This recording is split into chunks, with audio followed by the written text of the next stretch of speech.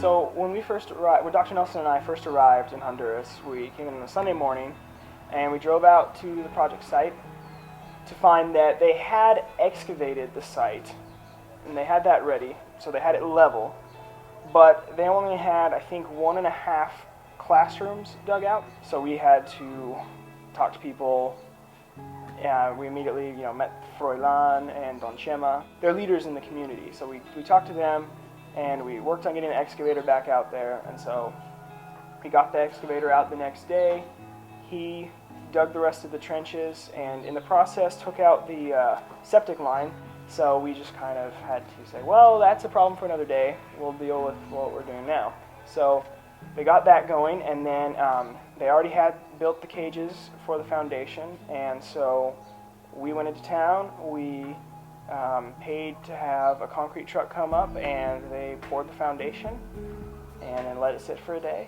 The first day that we actually rolled into the school site, we were only there for an hour or two, and this big truck, dump truck, rolled up around the corner loaded with blocks.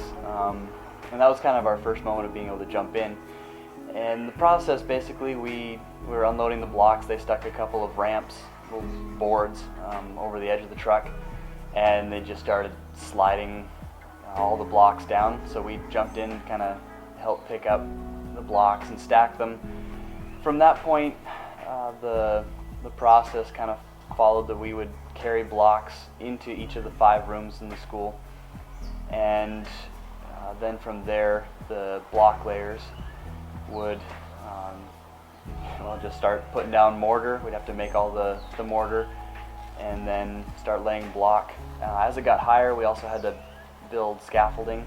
I guess I should say they had to build scaffolding. We didn't know how they wanted to do it, so we watched with some amazement as they came up with some pretty creative ways to keep building the walls higher and higher.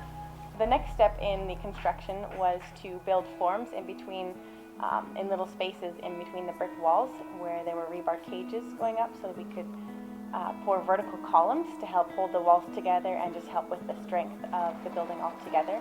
And it was really neat to see how the workers did it, because they would build the forms during the day, and then after dark they would actually come out and pour the concrete into it. Thankfully we had a cement mixer, so they just had to carry the buckets and heave them all the way up to the top of the walls and dump them down in the forms, and then they take a vibrator to make the concrete escape into all the little holes in between the blocks and tie them all together.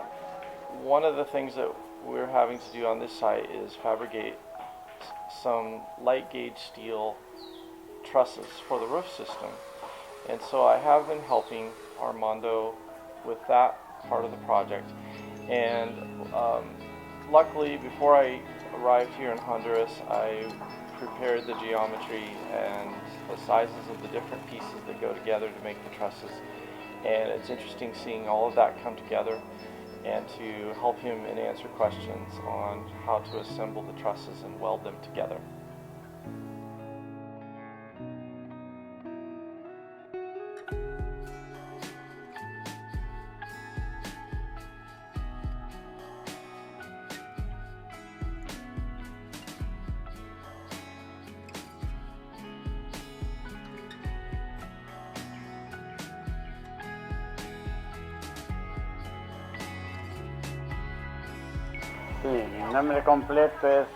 My name is Jose Maria Orellana.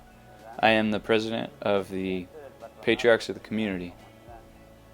Right now, one of the professors is going around happily telling the students to keep working, because he knows that this school will be able to impact them positively and impact the kids who come after them.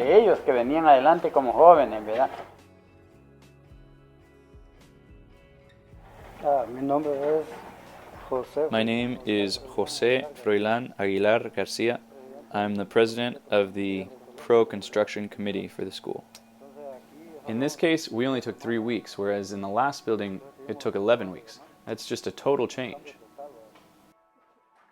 When we're able to move here, I think that the enrollment will be much better. Now we have an opportunity to not only study during the day, but also at night, and hold classes for older folks so they can study locally. Porque hay locales donde estudiar. Hemos estado luchando por 20 años consecutivos. We've been looking for a way to build a new school for 20 years now.